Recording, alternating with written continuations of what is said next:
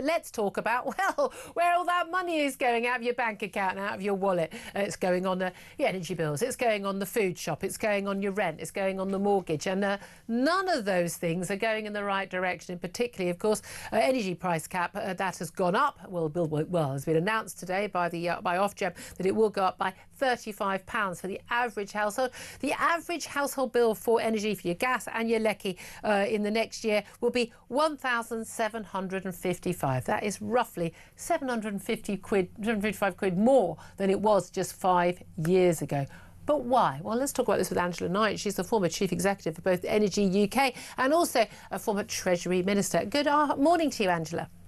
Hello, good morning. Thanks for joining. I almost wished away the morning then for a moment. Angela, so, okay, why are our prices for our fuel going up? Because the last energy price cap actually brought it down a little bit, didn't it?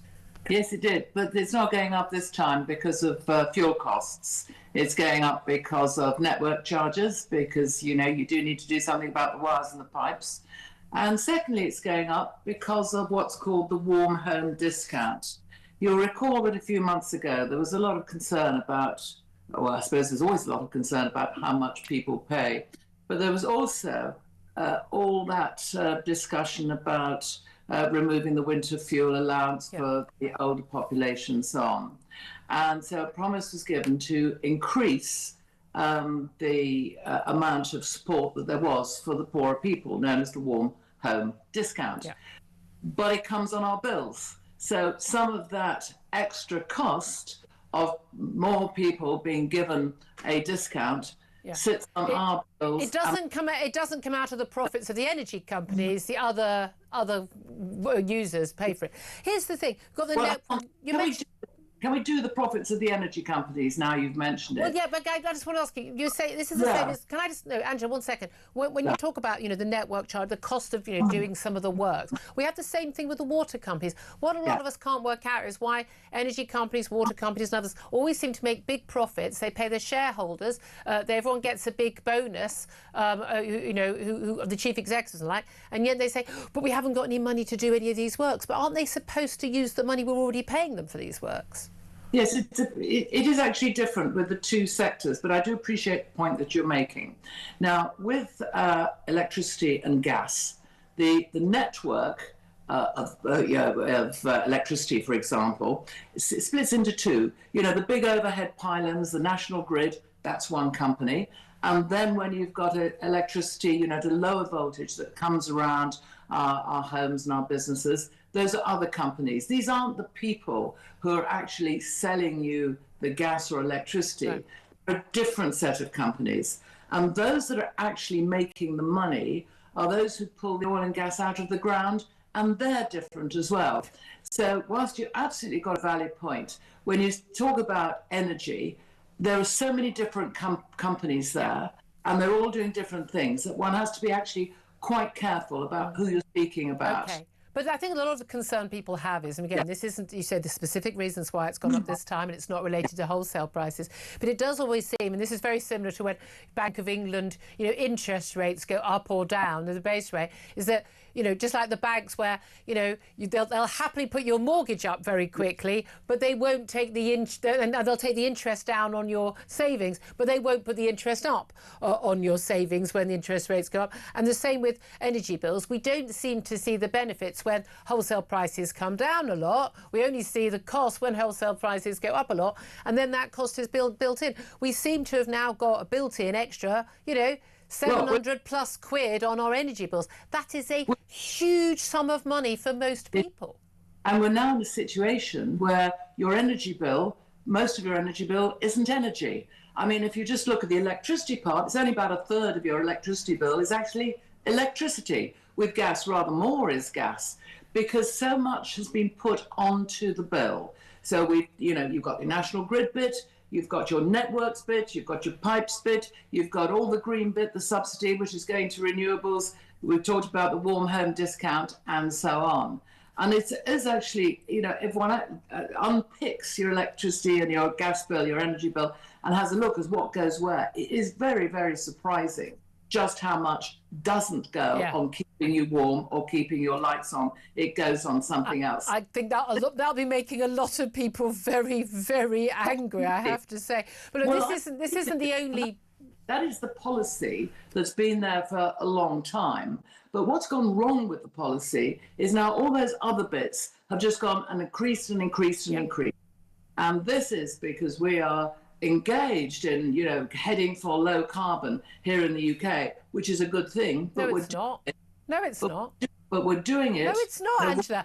I won't have people just say it's not a good thing. Right. Reliable, safe and affordable fuel is the greatest thing that's ever happened to mankind. Julia, you never let me finish my sentence. So I do think that keeping your environment clean is a good idea. It's not the same thing. What we're doing about it is the wrong way. We're doing it in an expensive way, and we're doing it in an unreliable way. And every time you build a wind farm, you've got to build something that's reliable to back it up. Exactly. It's insane policy. So policy is a daft policy. There are much better ways. The small-scale nuclear power is one example. Yeah. You can put it where the towns are, whereas your wind farm's out to sea. So your network costs are more to get your power in from out to sea. I'm all in favour of cleaning the environment. That doesn't necessarily involve low carbon. Carbon fuel, fossil fuels are the reason why we live in the 21st century. One of the reasons why we're all still alive and haven't died at 35. Let me come to something else, because it's not just our energy bills that are still going up. We're also seeing inflation across the board, 4.2%. We certainly see inflation in food. The key thing is a lot of the costs of living that have gone up in the recent years for various different reasons have been the stuff that people can't really choose so much. But, okay, you might cut some of the luxury goods you might buy in the supermarket, but you still need to eat. You still need to heat your water, and you still need to heat your home and the like. So a lot of the bills that are going up are things that people can't really escape from. We've seen rents going up. We've seen mortgages going up for a lot of people. We're also seeing unemployment going up and likely to go up to its highest level since COVID, 5%. And that's the Resolution Foundation, a left-wing think tank, predicting that. How much of all of this is down to government policy, whether the last government or this current government, and how much do you believe, as a former Conservative Treasury Minister, how much is down to world events, whether it's COVID itself, not the lockdowns, that was a government choice, or whether it's down to Ukraine war? Where's the balance? Yeah, there is a balance. You're right. I mean, COVID was out of our control. How we dealt with it wasn't, but it was something that turned up. The Ukraine war's out of our control. How we deal with it, we've got some input there.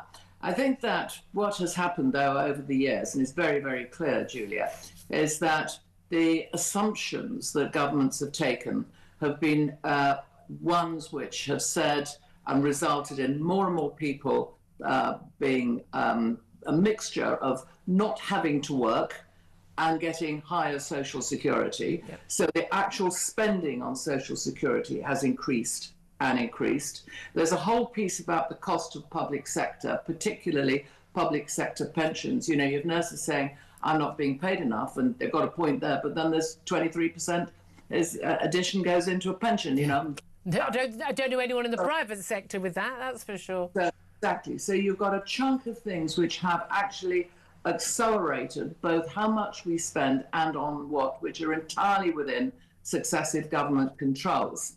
Now, you can argue that it's also government policy to say, well, we're going to help arm the Ukrainians. But at the same time, there is a real national security issue there, where I think some of the decisions that have been wrong, social security, if I've mentioned, we've got, a quarter now of the working population isn't working. Yeah. That is ridiculous, and that isn't unemployment. That is because of the social security decisions. We have a huge contraction in the workforce and hospitality, which is as a result of that national insurance increase on employers, coupled with increasing the minimum wage, which for some employers meant they had a 20% increase in their wage bill. Yeah. You've removed the ability of young people to get their sort of what they call an entry-level job. Yeah.